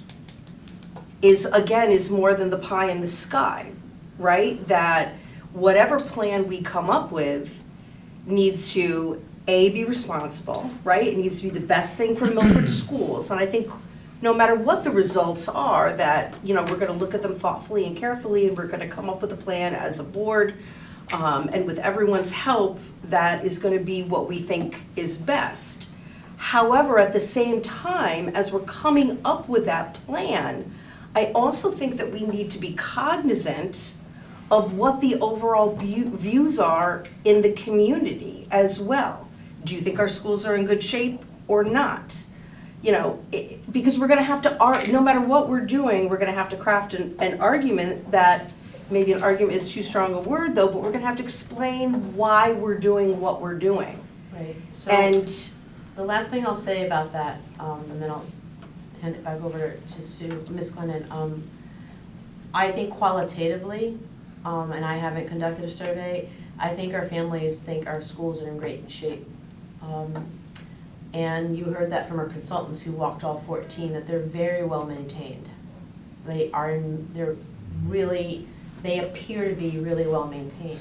But I think it's incumbent upon this board to use more data than just perception. You have the program dreams that we'd like to make happen over the next few years. You have the extensive conditions report that demonstrates nearly $500 million that need to go into our school system over the X amount of years. You have enrollment numbers and you have utilization. So you have 4 key pieces that point to the fact that if this board or a board soon in the near future doesn't start to take on a plan, we're going to be in the hole. So I just the reason why Mr. Brennan has not been part of our meeting most of the night is because a pipe has bursted at Pumpkin Delight Elementary in the old building. And so an hour and a half ago, we thought we might not be able to open Pumpkin tomorrow. And I said, skip the meeting, let's go figure this out, right? And we just put how much money in there? $14 million? And it's in the old building that the pipe went. But that building looks great, and people are happy. And it does relate to Jack's story. Thank you. I should have never said that. That does not encourage more storytelling, Dr. Reynolds. So I believe that you should be compelled to develop a plan because of the perception, Ms. Wolf-Boynton. I'm not arguing. That's just I think my that, two I don't think cents. that perception should replace anything else. I think it's an important part of the package. That's all. So how That's does all. the rest of the board feel? Because we're really trying to That's all. understand, based on consensus, what are we asking? I think So- some of the questions will come to that, though. So what do you believe are the most pressing facilities-related challenges facing our schools today?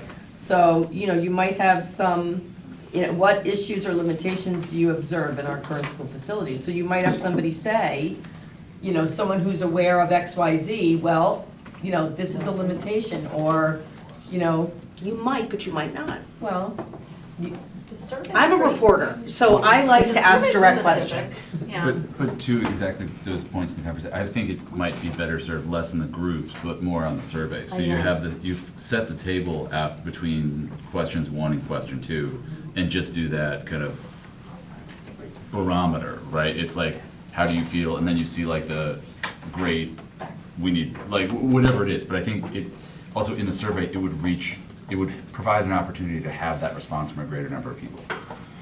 Because the group prompts seem like it'll get to that, but on the survey, That's a which good I point. assume that Yeah. will That is a good point. be responded to by more people. That would make me very happy. So is everybody okay with their adding this question as number 2 on the survey?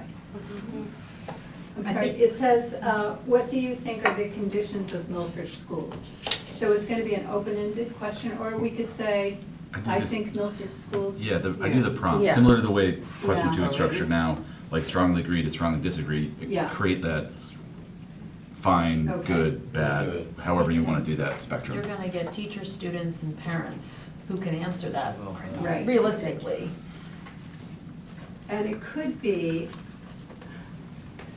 so write the question, just so that we can get this, just make sure there's clarity about what's being asked. What do you think The are the Milford- current conditions of the Milford Public Schools? Or how would That's you like the- assess the like- condition of Milford's public schools? Yeah, but give them an option, so they have to Excellent. choose. Yeah. So it's Unacceptable, not You know. qualitative, it acceptable, comes through as a. Yeah, In any of those standard questions, like you have to average, Yeah. like, Needs improvement, needs Yeah. serious improvement. yeah. Yeah. Excellent, needs need improvement, Okay. needs serious Immediate improvement, whatever. Okay, perfect. Yeah. That'll go in as number 2 if everybody is, Yeah, that's fine. anybody disagree? Okay, great, we'll put that in as number 2. Thank you. Can I just make a comment of what Ms. Boyd and everything else is going on here? Of this, I understand the point of the perception. What I think may be helpful in the future, Dr. Katire, Mr. Brennan, is that Mr. Bradbury does an excellent job of maintaining our schools, so it looks clean and perfect, and then pipes burst in beautiful buildings. Which happens. We had a beautiful day and then it was 26 degrees. Things like that happen.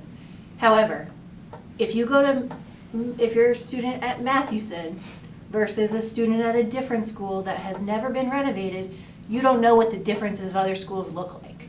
So to some extent, I don't know if this is helpful or useful or if anyone else wants this information, but in pictures to say, this is the library at this school, this is the library at this school, to see a difference of what the quality, not quality, but the variety of schools. The reality. The reality of the schools, of what they are and the differences that are across the district, which is we had the presentation in Mr. Bradbury of all the things he does, and so sometimes it's helpful to be like, here are the problems, and I know we've had a presentation already of the facilities, but there's so much information on that document and those documents that sometimes the visual of, this boiler was put in 1954. I don't know, my car's from 2019. It's breaking already.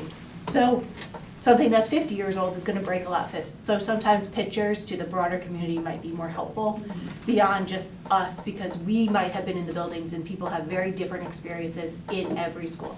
And I say this as someone who grew up in Milford, who've been in the schools. I know what Jonathan Law looks like. I don't know what Foreign looks like. So I can't find anything in the school, just like I can't find anything in law. So, even if you lived in this community your entire life, it doesn't mean you know what's going on in the schools or what they look like.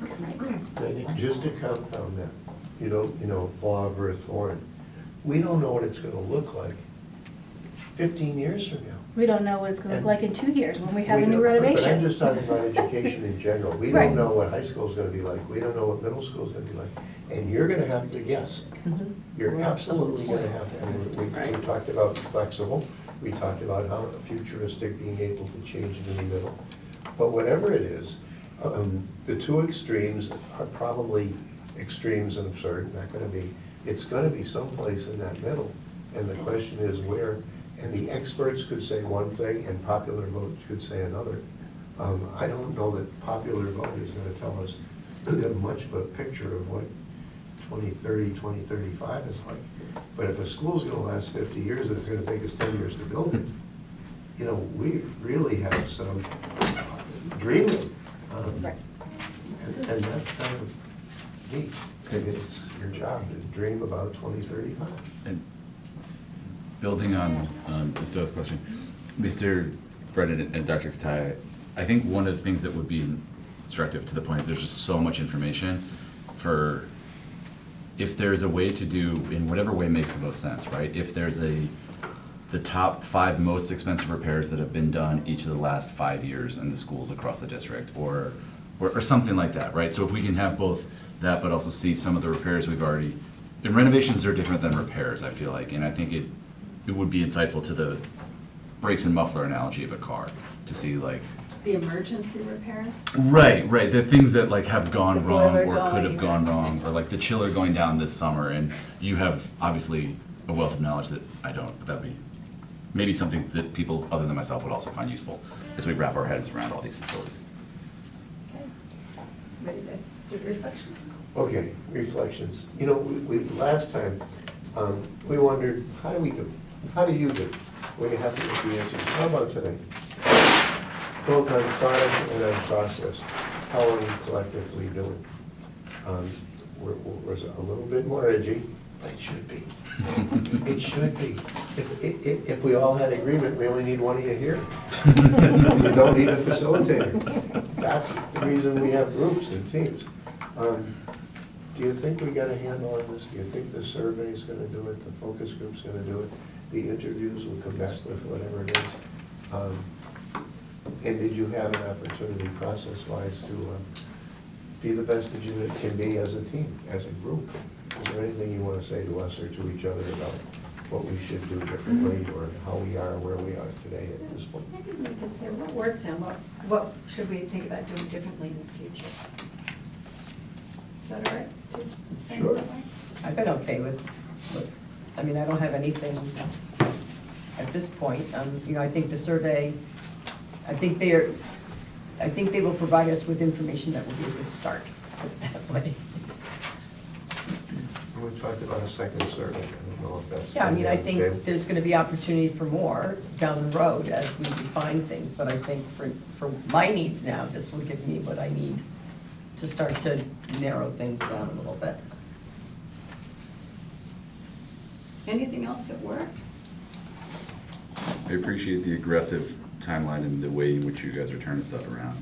And I guess the only other question, building on that, is with all the edits we've thrown at you guys, when do you think the survey will go live and? I just have to add question 2, it's ready Okay. to go. Okay, it's very impressive how quick you're doing all this work. We were told that survey is supposed to be ready by November 1st. And that's really, I'm not kidding. And, Well, then your day's ahead, so I like it. I will also say, it's been great to have Dr. Kataya, Mr. Brennan, and all the support from Pam, and Emily has been really helpful as well, so, thanks. anything else that you're miserable about or that you're, But it's not working. you know, another bias. I think you need people attracted by something. There's gonna be people annoyed by something. If we start with the annoyance, you're gonna put pillars out there right away. The attraction is something either new or truly renovated. And then you might have to close stuff, and you might have to change stuff. But keep it exciting, keep that ideal in mind. Yeah. Because that's the way you're gonna get the popular vote. If people are attracted and say, well, I don't know, but this is great for my kid. My kid's 5 years old, or my kid's gonna be in middle school then, and it's gonna be something, whatever it is, it's gonna be something exciting. And if you get community members, so there's opposite ends of the spectrum with, wow, I'm so excited, my 5-year-old is going to be exposed to all this great new whatever, but then you've got a retired person, a community member on a mixed income, do whatever you gotta do, to keep my taxes low, right? So you're gonna get that feedback as well, which I sort of, because we were pie in the sky the last, with no restrictions, but at the same time, we are stewards of the tax dollars, and yes, we will get state money and so forth, but at the same time, you know, you might just have the curmudgeonness, just like, don't need it, Yeah. right? And that will. you need that feedback, right? So, You will, and the people that we expected would be voting things down, we're actually supporting them because they recognize that their tax, their home value, Values are they saw supported the by the school self-interest in the work. And the senior citizens wanted a pool in that building. Yeah. okay. We thought So they'd be a there are no ways vote, to frame and things. separated the two votes in the Building, school. building in, I think we mentioned it last time, in the shadow of retiring debt, so you can minimize the taxes. If you do it over time, then you can really strategize how to minimize the tax impact. Anything, My last comment is, I would like us to focus on facilities, not curriculum, because we're gonna figure out curriculum in the future, and it's gonna change based on the needs of what is going on, so we have to, we're talking about the buildings, we're not talking Right, about that's what's a given. occurring in the That's right, that's spaces a in the given. buildings. I agree with And that. so, Absolutely. kind of detaching that from it of, obviously, you can't change what is a pool, but you can change a classroom, and whether that's a Zen den or other things, those can be adapted within the space, but, you know, the size, the footprint, the number of classrooms, the adaptable classrooms, are we housing variety of things within the school is a facility issue, not a what is being taught in the classrooms issue. And so those are two distinct issues that kind of overlap, but at the same time are separate. And we are talking about purely facilities. Because a class that we may teach right now may not be appropriate. I mean, think about it. We've had this discussion. We had classrooms with just computers in them. We don't have those anymore. So to have spaces where we can adapt to that, but we have the ability to do that, is disconnected from curriculum, from a broad, like, we are always going to teach this class, because we don't know what we're gonna be teaching. sure. So that's kind of something that's important to me, is that we prepare for what the future holds, but not being tied to this definitive. Like, I brought up the planetarium. We don't need a planetarium again. Like, that is how I think of facilities. It's a nice planetarium, but we don't need a second one. Okay, any last words? All right, well, thank you very much. You've been, it's really wonderful to see you all engaged and making this move forward quickly. So just to kind of focus the future, our next long-range facilities planning workshop will be at our committee of the whole meeting in November, so November 25th, when they will hopefully have some results from this work that we will be discussing. Our business meeting on November 11th will be a full business meeting. And I anticipate our business meeting on December, I think it's the 9th, will also be a full business meeting. And I think we have to kind of maybe see where this work goes first, but we potentially might need to schedule a special meeting in December for long-range planning, either on the 2nd or the 16th. So hold those dates open, because our business meeting will be a very full meeting. We cannot put a long-range planning workshop on there. So hold open the 2nd and the 16th. Those are Mondays, the 1st and the 3rd Monday, for potential long-range planning work, because then we move into budget in January, and through the middle of that month is tied up, but we do have our committee of the whole meeting in January that we usually cancel, but I think we'll be having it this year for long-range planning. So that's just in terms of the actual dates. So going back to our regular agenda, we have public comment. I don't know if the individuals in the audience were here to make public comment.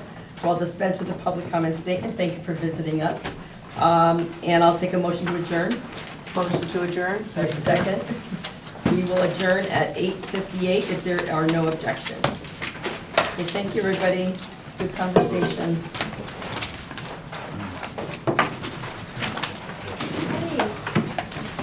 Hey. Try to get